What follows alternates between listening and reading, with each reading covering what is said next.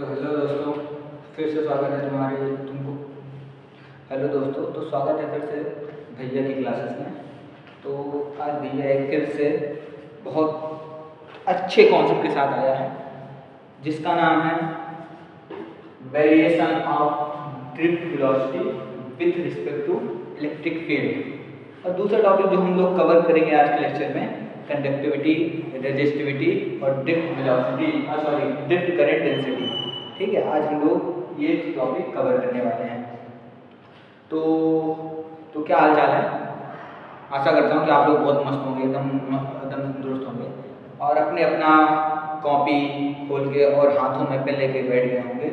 हाँ, जब तक मैं यहाँ पास कुछ समझा रहा हूँ तब तक तुम लोगों का फ़ोन नहीं चलना चाहिए, ठीक है?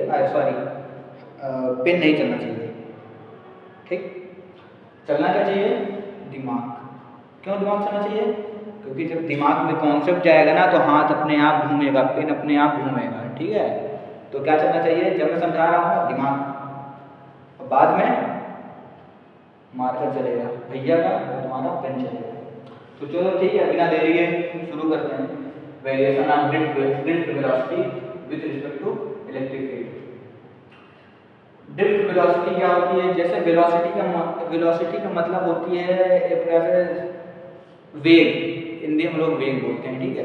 यानी कि जिस स्पीड से हमारा इलेक्ट्रॉन होल फ्लो कर रहा होता है सेमीकंडक्टर के अंदर, वो क्या कहते हैं, वो जो वेलोसिटी होती है उसी को हम लोग ड्रिफ्ट वेलोसिटी बोलते हैं। जो हम इलेक्ट्रॉन फ्लो हो रहा होता है और हमारा होल फ्लो हो रहा होता है, उसको हम लोग क्या बोलते हैं? जिस स्पीड से, उसको बोलते हैं ड्रिफ्ट वेलोसिटी, ठीक है? और इलेक्ट्रिक फील्ड के बारे में हम लोग तो जाने होंगे, जहाँ पास पोटेंशियल डिफरेंस आता है विथ रिस्पेक्ट टू डिस्टेंस, तो क्या हमारा क्या होता है? हमारे पास इलेक्ट्रिक फील्ड जनरेट होता है, ठीक है? तो हो गया। और हम लोग इसको आपस में कोरिलेट करके समझेंगे कि हमारे इलेक्ट्रिक फील्ड के बढ़ने से उसके अकॉर्डिंग हमारे जो इलेक्ट्रॉनों और होल्स का जो मूवमेंट है, यानी स्पीड है, वेलोसिटी है, वो कैसे वेरी करती है, ठीक है? ये जानना बहुत जरूरी होता है, क्योंकि हम आगे चल के जब सेमीकंडक्टर का न्यूमेरिकल वगैरह सॉल्व करेंगे ना, तो यही कॉन्सेप्ट का यूज करेंगे। इन्हीं सभी जो छोटे कॉन्सेप्ट है ना, छोटे इन्हीं सभी कॉन्सेप्ट का हम लोग यूज करके बहुत बड़ी प्रॉब्लम को सॉल्व करेंगे, ठीक है? अभी तो खैर थोड़ा सा स्पीड फ्लो है भैया की, तो अभी जब क्या कहते हैं, जब लोगों को बेसिक क्लियर हो जाएगा तो एक फ्लो में आ जाएंगे, फिर न्यूमेरिकल वगैरह एकदम टक का सॉल्व कर देंगे, ठीक है? टेंशन मत लो। देख क्या देख रहे हो और सामने से, ठीक है? चलो फिर शुरू करते हैं। तो हम तुमको बता दो, एक फॉर्मूला मैंने बताया था, VD equal to mu E, जहां पास ये हमारा था ड्रिफ्ट वेलोसिटी, ये हमारा क्या था?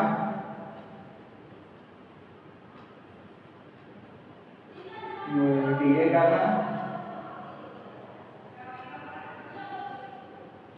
इलेक्ट्रिक फील्ड इंटेंसिटी, ठीक है? ये थी। तो हम लोगों ने क्या पढ़ा था? म्यू और ई के कॉन्सेप्ट के बारे में पढ़ा था ना कल। जो हमारा म्यू होता है, ई के साथ कैसे वेरी करता है। कल के स्कूल में देखा था हम लोगों ने म्यू कैसे वेरी, यहाँ हमारा 10 टू पावर 3 था और 10 टू पावर 4 था, ठीक है? इसके हमने म्यू और ई का ग्राफ देखा था, ठीक है? जहां पास हमारा म्यू जब इससे पहले रहता था 10 पावर 3 से, हमारा म्यू क्या रहता था? कांस्टेंट रहता था, ठीक है? उसके बाद क्या होता था? एक कुछ यहाँ पर, जैसे हम लोग यहाँ पास आते थे 10 पावर 3 से ज्यादा लगा देते हैं इलेक्ट्रिक फील्ड, तो हमारा कुछ इस प्रकार से नॉन लीनियर वे में डिक्रीज करता था। जो हमारा म्यू किसके प्रोपोर्शनल होता था? e की पावर -1/2 के। अभी वो 10 पावर 4 से ज्यादा वैल्यू लगाते रहते तो क्या डिक्रीज होता था, जिसकी वैल्यू क्या होती थी? म्यू डायरेक्टली प्रोपोर्शनल टू -1, ठीक? ये होता था, ये देखा हमने। तो ये कॉन्सेप्ट यहाँ पास यूज करते हैं। जब हमारा यहाँ पास e हम 10 पावर 3 के बीच में लगाते हैं e की वैल्यू, तो हमारा म्यू क्या होता है? कांस्टेंट, यानी कांस्टेंट सी मान ले सकते हैं। कांस्टेंट यानी हमारा म्यू मान लीजिए c है, तो मतलब कांस्टेंट मान लिया, ठीक है? इसको c बोलते हैं। यहाँ पास हमारा म्यू जो है फॉर द, पहला कॉन्सेप्ट क्या है, जब हमारी ई की वैल्यू 0 से 10⁻³ है तब हमारा म्यू क्या है, कांस्टेंट है, तब हमारा वीडी क्या होगा, म्यू इंटू ई। हम इसको ऐसे लिख सकते हैं,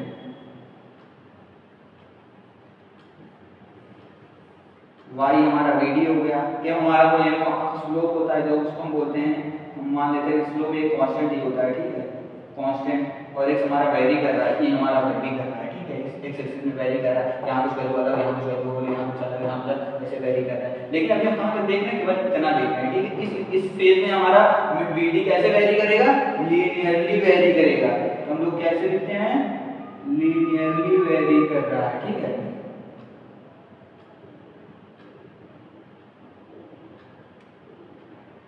हमारा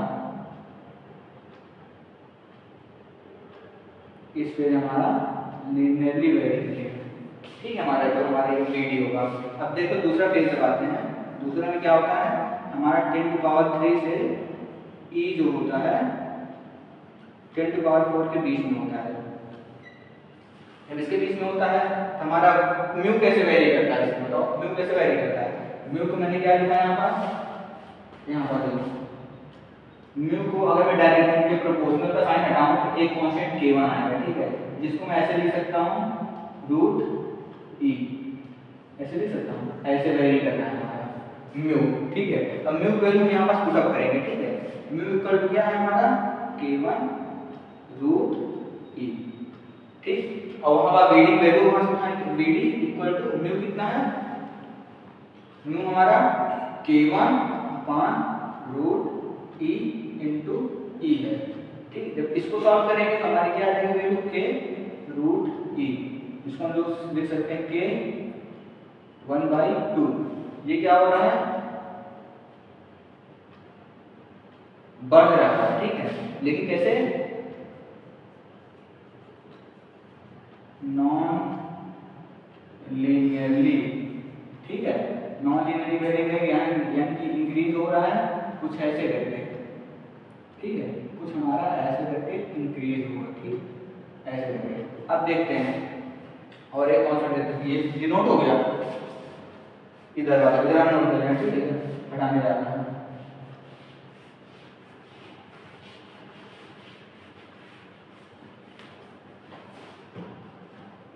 इस फेज में जब थर्ड फेज का आता है, जब 0 से हमारी e की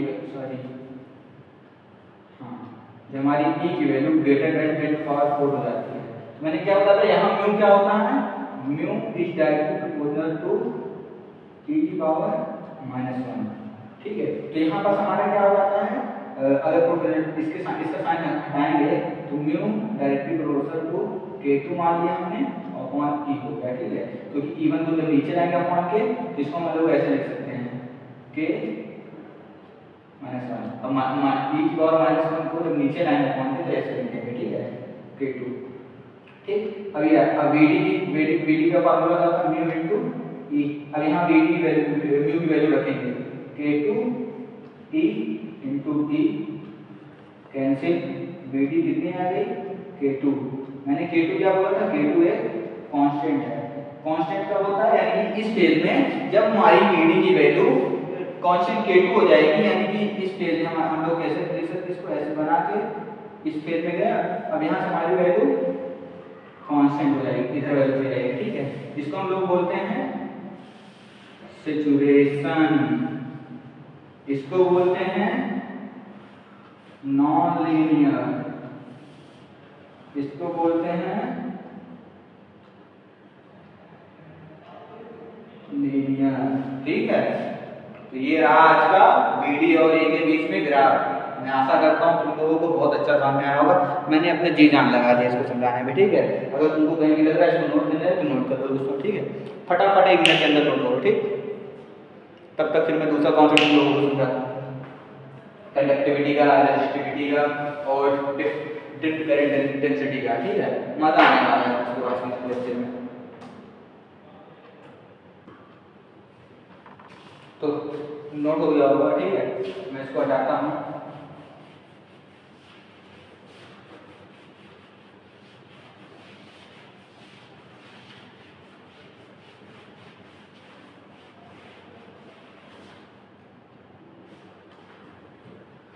हमारा ये वाला टॉपिक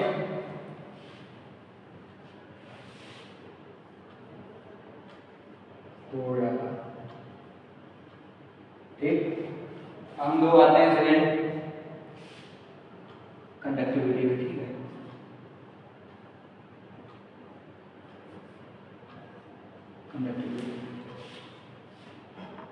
कंडक्टिविटी को हम लोग डिनोट करते हैं किससे? सिग्मा। कंडक्टिविटी इससे डिनोट करते हैं, ठीक। अब कंडक्टिविटी का डिफिनीशन पूछोगे तो कंडक्टिविटी का मैं डिफिनीशन ये बताऊंगा कि कैपेसिटी ऑफ करंट कैरिंग, ठीक है। करंट को ले जाने में जो किसी मटेरियल की कैपेसिटी होती है उसी को हम लोग क्या बोलते हैं? कंडक्टिविटी बोलते हैं, ठीक है। Current carrying capacity is known as the conductivity of any material, ठीक है। किसी भी मटेरियल की जो करंट कैरिंग कैपेसिटी होती है, यानी कि करंट को ले जाने के लिए जो उसके अंदर क्षमता होती है हमारे मटेरियल की, वही उसकी क्या होती है? कंडक्टिविटी होती है। यानी कि करंट कैसे आएगा? जिसमें जितने इलेक्ट्रॉन्स में फ्लो कर पाएगा, केवल वही ना उसकी क्षमता है कि हाँ मैंने, अगर मेरे पास इतना बड़ा क्या कहते हैं 3 इंची का पाइप है, ठीक है, उसमें से जो पानी फ्लो हो रहा होगा, पानी जो उसके अंदर से आ रहा होगा, उसकी कैपेसिटी कितनी हुई? मान लेते हैं कि उसकी 1 मीटर है तो उसकी कैपेसिटी कितनी हुई?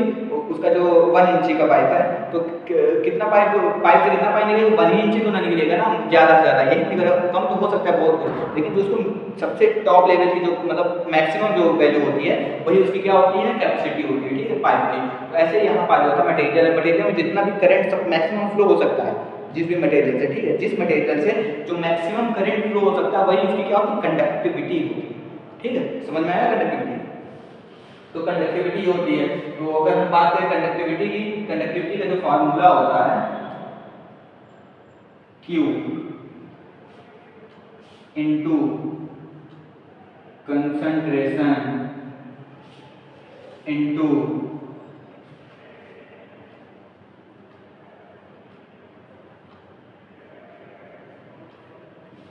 मोलरिटी, ठीक है। कंसंट्रेशन क्या हो सकता है? अगर हम बात करें सेमीकंडक्टर में, ठीक, सेमीकंडक्टर में अगर हम आते हैं, सेमीकंडक्टर में देखो 2 प्रकार से कंसंट्रेशन हो सकता है। एक तो इलेक्ट्रॉन का कंसंट्रेशन, एक होल का कंसंट्रेशन, ठीक है। एक इलेक्ट्रॉन का कंसंट्रेशन, एक होल का कंसंट्रेशन हो सकता है। अगर इलेक्ट्रॉन के कंसंट्रेशन की बात कर रहे हैं तो इसको हम लोग किससे डिनोट करेंगे? n से। अगर हम होल की कंसंट्रेशन की बात करें इसे किससे डिनोट करेंगे? p से। अब यहाँ क्या है, हम लोग सिग्मा इलेक्ट्रॉन की कंडक्टिविटी देखते हैं, किसी इलेक्ट्रॉन की हम कंडक्टिविटी देते हैं। ये किसकी कंडक्टिविटी है? Conductivity of electron. तो क्या हो जाएगी? Q तो रहेगा, यहाँ n का क्या हो जाएगा? कंसंट्रेशन हो जाएगा, इनटू मोबिलिटी किसकी होगी? होल्स की होगी कि इलेक्ट्रॉन की? अगर हम इलेक्ट्रॉन की कंडक्टिविटी निकाल रहे हैं दोस्तों, मोबिलिटी किसकी रखेंगे? इलेक्ट्रॉन की रखेंगे, क्योंकि जब कंडक्टिविटी का मतलब होता है बहना, ठीक, कंडक्टिविटी के अंदर कितना बह रहा है उसके अंदर से, ठीक है। तो कौन बह रहा है? किसकी हम कंडक्टिविटी निकाल रहे हैं? इलेक्ट्रॉन की निकाल रहे हैं। जब इलेक्ट्रॉन की निकाल रहे हैं उसकी वही तो बहेगा ना, उसकी स्पीड रखेंगे ना, इसीलिए हम मोबिलिटी उसी की रखेंगे, ठीक है। यहाँ पर गलती से यहाँ यूपी लगा देना दोस्तों, ठीक है। यहाँ पास क्या हो जाएगा? हम किसकी बात कर रहे हैं? कंडक्टिविटी ऑफ होल्स की, Q इनटू P इनटू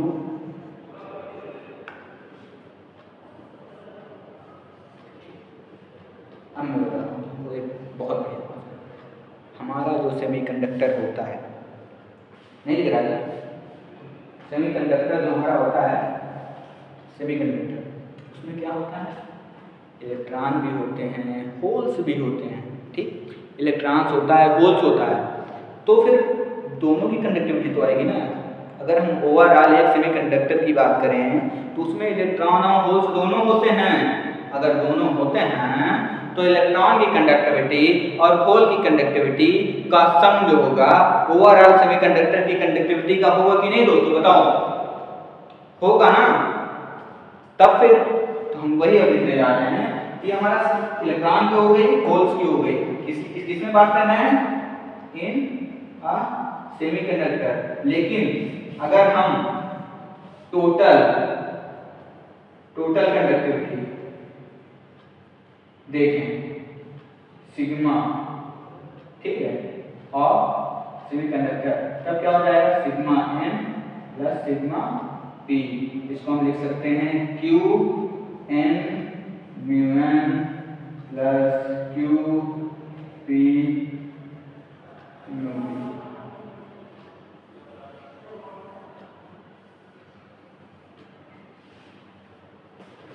ठीक है, हमारी क्या हो गई, कंडक्टिविटी हो गई। ठीक है, और सुनो, जो हमारी कंडक्टिविटी होगी कभी भी निगेटिव नहीं आती है। ठीक, क्यों नहीं आती, क्योंकि जो कंडक्टिविटी होती है या तो जीरो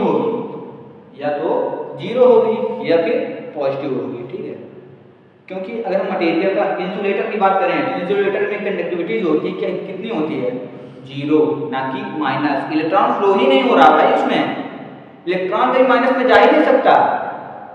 माइनस में क्यों जाएगा, कंडक्शन बैंड में नहीं है, कंडक्टिविटी जीरो, कहाँ जाएगा, कंडक्शन बैंड में छोड़े कहाँ जाएगा, है ना। तो इसलिए कंडक्टिविटी कभी निगेटिव नहीं होती है। अगर हम बात करें सेमीकंडक्टर में, कंडक्टिविटी पॉजिटिव होती है। अगर बात करें उसमें मेटल में, तो कंडक्टिविटी क्या होती है, पॉजिटिव होती है, निगेटिव नहीं होती दोस्तों। ठीक है, की पॉइंट रख लो यहाँ पर, ऑलवेज पॉजिटिव और जीरो। ठीक, नोट कर लो इसको कि हम लोग बात करते हैं रेजिस्टिविटी की। ठीक है, नोट कर लिया होगा, करने वाले बात है तो समझा ही दिया भैया ने, आप तुम क्या ना करते, दिमाग को घुसेड़ दिया तो कांपे में घुसेड़ देगा क्या, और चोरी आ रहा है भाई, बिना नाम लगाओ, इंजीनियर बनो यार, भविष्य सुधारो। आजकल तो इलेक्ट्रॉनिक्स इंजीनियर की बड़ी जरूरत है, क्या करें, समझ में नहीं आता है तो कैसे पढ़ना,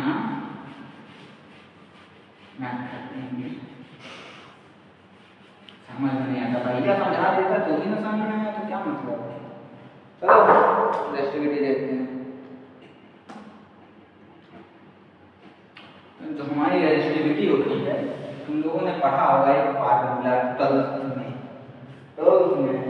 एक फॉर्मूला पढ़ा होगा, R equal to rho into L by A, पढ़ा, R equal to rho into L by A. हाँ सर पढ़ा तो था, लेकिन याद तो नहीं है।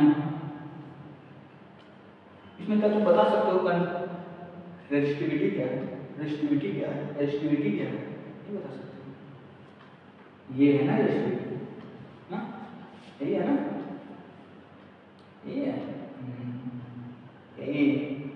यही पढ़े हो ना डर में, वहां देंगे तो गिर जाओगे। ये रेजिस्टेंस है क्या, अरे ये तो वो रेजिस्टिविटी क्या थी, ये है रेजिस्टिविटी।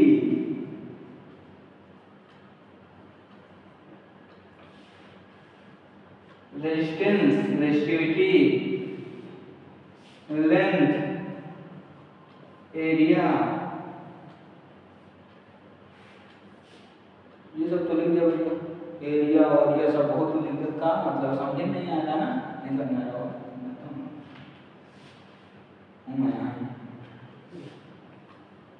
रेजिस्टिविटी। हम बात कर रहे हैं ये पूरे, मान लेते हैं मटेरियल को, ये मटेरियल है, ठीक है, मटेरियल।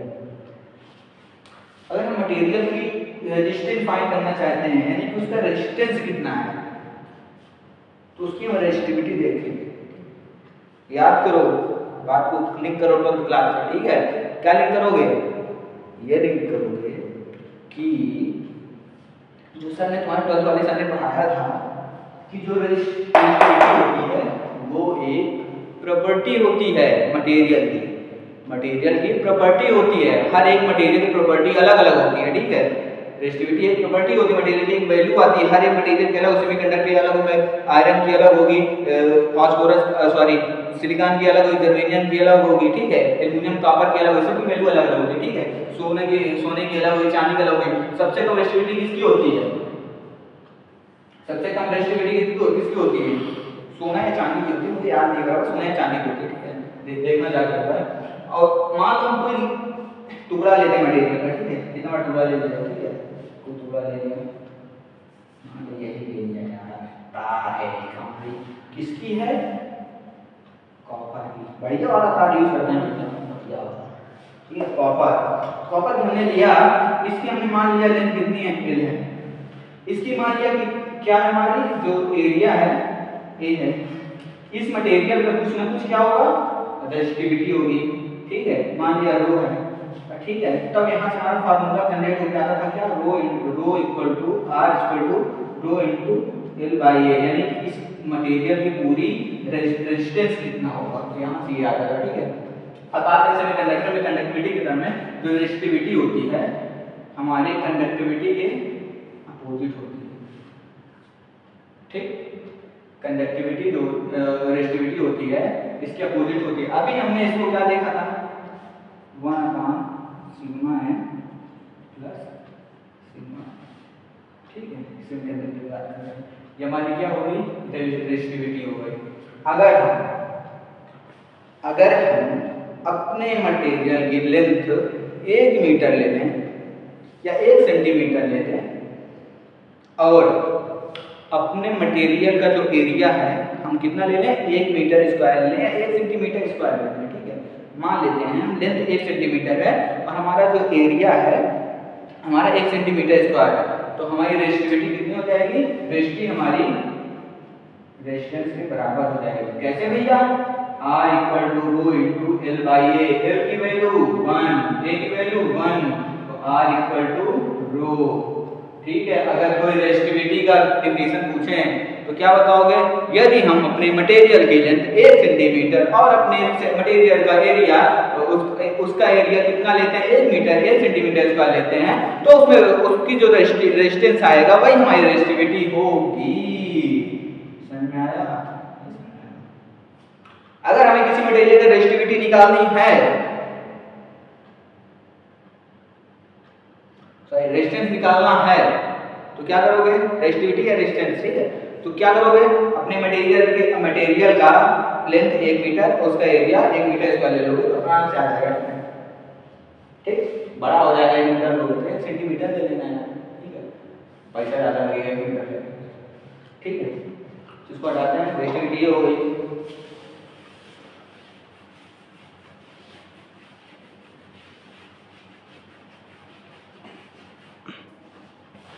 हम लोग जानेंगे किसके बारे में?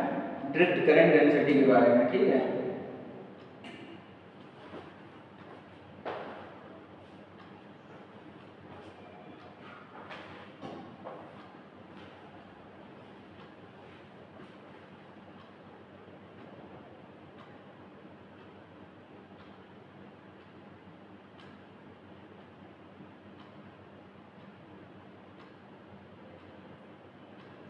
एक चीज और यार भूल रहा था, unit most important of the physics, unit किसकी यूनिट? मैंने 2 टॉपिक पढ़ा दिया, कंडक्टिविटी और रेजिस्टिविटी। कंडक्टिविटी और रेजिस्टिविटी 2 चीज पढ़ा दिया, लेकिन अभी किसी ने यूनिट नहीं पूछा, मुझे यूनिट का बता दो।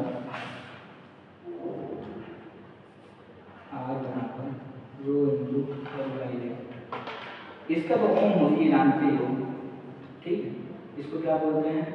सेंटीमीटर ले लो, इसका सेंटीमीटर स्क्वायर ले लो, ठीक है, जो कि हमें यूनिट पता करनी है तो R into A by L कर लो, ये हो जाएगा। R क्या है? ओम है, सेंटीमीटर स्क्वायर अपॉन सेंटीमीटर, क्या हो गया? रो की यूनिट ओम सेंटीमीटर आ गई, ठीक। अगर इसकी यूनिट पता चल गई तो हम लोग कंडक्टिविटी की यूनिट निकाल सकते हैं कि नहीं? क्या हो जाएगा? मो सेंटीमीटर, ठीक है, या फिर 9 बाई सेंटीमीटर, ठीक, या फिर इसको लिख सकते हैं 4 सेंटीमीटर, ठीक है, या फिर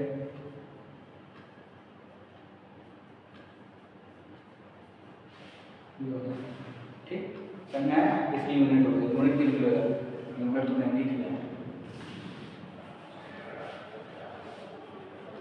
और सुनो,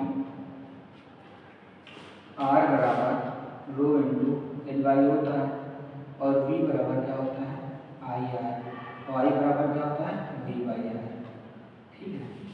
तो यहाँ पर अगर R किसी का 0 है, रेजिस्टेंस अगर इनफाइनाइट है, अगर रेजिस्टेंस इनफाइनाइट है किसी का, रेजिस्टेंस किसी का इनफाइनाइट है किसी मटेरियल, तो उसमें करंट कितनी फ्लो होगी 0, ठीक है। यानी कि उसमें रुकावट, रेजिस्टेंस का मतलब है रुकावट, मैं जा रहा हूँ, ठीक है, यहाँ पास कुछ मान लो कुछ हमने पत्थर रख दिया, ठीक है, मैं चला जा रहा हूँ, मुझसे ज़्यादा उसकी पावर है, ठीक है, मैं जा ही नहीं पा रहा हूँ, तो रेजिस्टेंस क्या हुआ, मेरे आगे रेजिस्टेंस लगा हुआ, ठीक है, मैं क्या हुआ करंट हुआ, मैं जा रहा हूँ, ठीक है, मैं जा ही नहीं पा रहा हूँ, तो क्या होगा, मेरा मूवमेंट क्या होगा 0 हो गया भाई, मैं वहीं पास तो खड़ा हूँ, कहाँ आगे चला जा रहा हूँ, करंट क्या होगा, current flow of electron, electron flow ही नहीं हो रहा, मैं इलेक्ट्रॉन ठहरा, आगे रेजिस्टेंस बैठा है, जा ही नहीं पा रहा हूँ, क्या हुआ करंट 0, ये सॉलिड।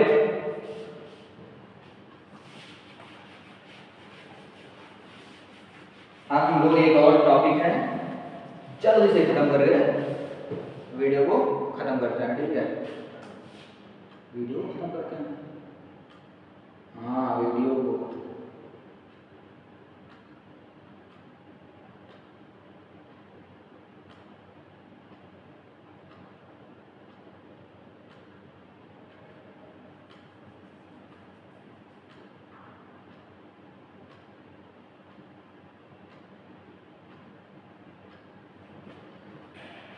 देखो, ड्रिफ्ट करंट जो डेंसिटी होती है,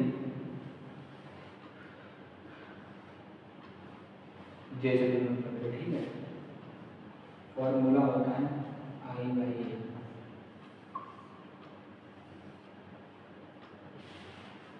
किसी भी मटेरियल के पर यूनिट एरिया से बहने वाली करंट हमारी क्या कहलाती है, ड्रिफ्ट करंट डेंसिटी। यानी कि हमारे किसी मटेरियल में जब पर यूनिट एरिया से जितनी करंट फ्लो हो जाती है वही हमारी क्या कहलाती है, कंडक्टिविटी, ड्रिफ्ट करंट डेंसिटी, ठीक है, ड्रिफ्ट करंट डेंसिटी वही हमारी ड्रिफ्ट करंट डेंसिटी कहलाती है। अब जो ड्रिफ्ट करंट डेंसिटी होती है ये अनेकों प्रकार से आ सकती है, ठीक है, माने इलेक्ट्रॉन की भी हो सकती है और क्या कहते हैं होल्स की भी हो सकती है, ठीक है, Jn हो जाएगी, Jp हो जाएगी, ठीक है, ये अपना, ठीक है, ऐसा हो जाता है, ठीक है। लेकिन जो ड्रिफ्ट करंट वेलोसिटी डेंसिटी आती है, आती क्यों आती है पता, due to the electric field, किसकी वजह से, due to the electric field. देखो क्या होता है, सबसे पहले आता है हमारे इलेक्ट्रिक फील्ड के साथ पोटेंशियल डिफरेंस है, ठीक है, पोटेंशियल डिफरेंस है, ठीक है। मान लो हमें कोई एक मटेरियल है, मटेरियल ऐसे भी कंडक्टर मटेरियल आधा ऐसे हो गए, इसमें बहुत सारे इलेक्ट्रॉन इसमें बहुत सारे इलेक्ट्रॉन होल्स ठीक है, इलेक्ट्रॉन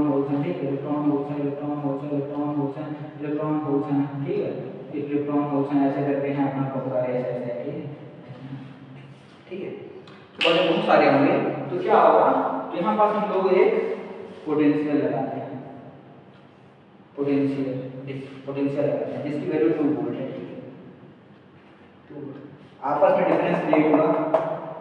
डिफरेंस क्रिएट हुआ वोल्टेज का, 0 वोल्ट 2 वोल्ट, 2 - 0 2 वोल्ट आया, ठीक है, वोल्टेज डिफरेंस है, जैसे ही वोल्टेज डिफरेंस आता है तो क्या आता है हमारे पास, इलेक्ट्रिक फील्ड आती है, किस साइड आती है, P to N साइड, यानी कि मैक्सिमम से, यानी कि इधर इलेक्ट्रिक फील्ड आ जाएगी इस डायरेक्शन में, ठीक है, इस डायरेक्शन में इलेक्ट्रिक फील्ड जैसे आएगी तो इलेक्ट्रॉन जो उसके अंदर होल्स रहेंगे, एक फोर्स रियलाइज करेंगे अपने अंदर कि यार कुछ तो यार है ऐसी चीज मेरे इस एरिया में, अपने अराउंड में, जो मुझको यार मजबूर कर रही है जाने के लिए, मजबूर कर रही है जाने के लिए, तो इलेक्ट्रॉन क्या कहेगा, भैया मजबूर कर रही है तो चलना पड़ेगा, चलना पड़ेगा, चलना पड़ेगा, हम लोगों को ड्रिफ्ट होना पड़ेगा, हम लोगों को ड्रिफ्ट होना पड़ेगा, क्योंकि मेरा मालिक आ गया है कौन, इलेक्ट्रिक फील्ड। ठीक, इलेक्ट्रिक फील्ड क्या है, इलेक्ट्रॉन का मालिक है, सॉरी ड्रिफ्ट का मालिक है। जैसे ही ड्रिफ्ट कहाँ आएगी, जहां पास इलेक्ट्रिक फील्ड होगा, इलेक्ट्रिक फील्ड आएगा, वैसे इलेक्ट्रॉन को बोलेगा चल ड्रिफ्ट हो, चल ड्रिफ्ट हो, ठीक है। तो वैसे इलेक्ट्रॉन करेंगे ड्रिफ्ट होना स्टार्ट करेंगे, ड्रिफ्ट। वो क्या करेगा, क्या नाम है, ड्राइविंग कार, जैसे उसमें जाते हो आगे गाड़ी जा रही, टर्निंग आता है, टर्न मेथड ड्रिफ्ट, ठीक है, वहीं से आता है ड्रिफ्ट, ठीक है, ड्रिफ्ट हो। तो यहाँ पास क्या होती है, जो करंट का फ्लो होती है इलेक्ट्रिक फील्ड के इन्फ्लुएंस में, इलेक्ट्रिक फील्ड के इन्फ्लुएंस में जब किसी मटेरियल से जो भी हमारी करंट फ्लो हो रही होती है, due to the influence of electric field, due to the influence of electric field that per unit area, that is known as the drift current density, ठीक है, उसको ड्रिफ्ट करंट डेंसिटी के नाम से जानते हैं, ठीक है। जैसे हमारे मटेरियल में कोई भी करंट, अगर हमारा कोई मटेरियल है, जो मटेरियल हमारा, ठीक है, उस मटेरियल से पर यूनिट एरिया में जितनी करंट बहती है, किसके इन्फ्लुएंस में, इलेक्ट्रिक फील्ड के इन्फ्लुएंस में, ठीक है, तो हमारी वो क्या कहलाती है, ड्रिफ्ट करंट डेंसिटी, ठीक है। समझ में आ गया, ड्रिफ्ट करंट डेंसिटी का एक बार खात्मा करते हैं, खात्मा हो गया ड्रिफ्ट करंट डेंसिटी, क्या हुई, डेड, ठीक है। ड्रिफ्ट करंट डेंसिटी समझ में आ गया ना, कहां से आती है ड्रिफ्ट करंट, ठीक है। अब ड्रिफ्ट करंट डेंसिटी को हटाओ, ड्रिफ्ट करंट, ये हमारी क्या होगी, ड्रिफ्ट करंट होगी, ड्रिफ्ट करंट। अब उसी को पर यूनिट एरिया ले लेते हैं, तो क्या हो जाएगा, डेंसिटी। अभी एक आएगी और करंट आती है, एक और करंट, डिफ्यूजन, डिफ्यूजन करंट, एक आती है ड्रिफ्ट करंट, एक आती है डिफ्यूजन करंट। डिफ्यूजन क्या होती है, आने वाले क्लास में समझेंगे, क्योंकि अभी जब समझा दूंगा तो कंफ्यूजन हो जाएगा, ठीक है, समझ जाएगा थोड़ा दिक्कत हो जाएगी, ठीक है। इसलिए अभी तुम लोग समझो ड्रिफ्ट करंट का होता है, डिफ्यूजन थोड़ा कंसंट्रेशन की वजह से होता है, कंसंट्रेशन मान लो हम क्या एक कॉन्सेप्ट बता रहे हो, ठीक है, तुम्हें फिजिक्स का, जैसे हम लोग यहाँ पास हैं, मैं ये ऐसे कैसे बताऊँ, हाँ, एसी का, एसी वर्क जानते हो, जब एसी हवा, जो ठंडी हवा होती है, तो किस वर्किंग पे काम करती है, जो ठंडी हवा होती है, गर्म हवा की तरफ बढ़ती जाती है, गर्म हवा, या फिर हम जो लोहे के छड़ को हम लोग आग में रखते हैं, क्या होता है, एक छड़ गर्म करते हैं, लेकिन धीरे धीरे पूरा छड़ गर्म हो जाता है, ठीक है, एक धीरे धीरे उसको फॉलो करता है, ठीक है। वहीं से आता है डिफ्यूजन का कॉन्सेप्ट, अगर एक तरफ इलेक्ट्रॉन बहुत ज्यादा है, एक तरफ बहुत कम है, तो क्या करेंगे, इलेक्ट्रॉन भागेंगे अपने कम इलेक्ट्रॉन साइड, ठीक है, कम इलेक्ट्रॉन साइड भाई, वहीं पर जो भागने की वजह से जो करंट फ्लो होती है, वही डिफ्यूजन होती है, ठीक है। बाद में समझाएंगे इसको और अच्छे तरीके से, एकदम क्लियर तरीके से, ठीक है, तो समझ में आएगा। इसकी यूनिट क्या होती है, एम्पियर सेंटीमीटर पर सेंटीमीटर स्क्वायर, ठीक है, एम्पियर पर सेंटीमीटर स्क्वायर होता है, ठीक है। अब इसको थोड़ा सा एक बार अपने तरीके से समझ के आना, और थोड़ा बहुत और, लेकिन अगर मैं यहाँ पर पढ़ाई दे रहा हूँ ना, इसका मतलब ये नहीं है कि ये बस खत्म, जाके घर में रिवीजन करना, और एक बार जानते हो, सब्सक्राइब करना, शेयर करना, कमेंट करना ना भूलना, ठीक है, दोस्तों को लोगों भेज देना, भैया आया है ना नया यूट्यूब में, बता देना भैया बहुत अच्छा पढ़ाता है, पढ़ाता नहीं हो क्या, पढ़ाता तो हूँ, ठीक है। फिर मिलते हैं अगले वीडियो में, थैंक यू।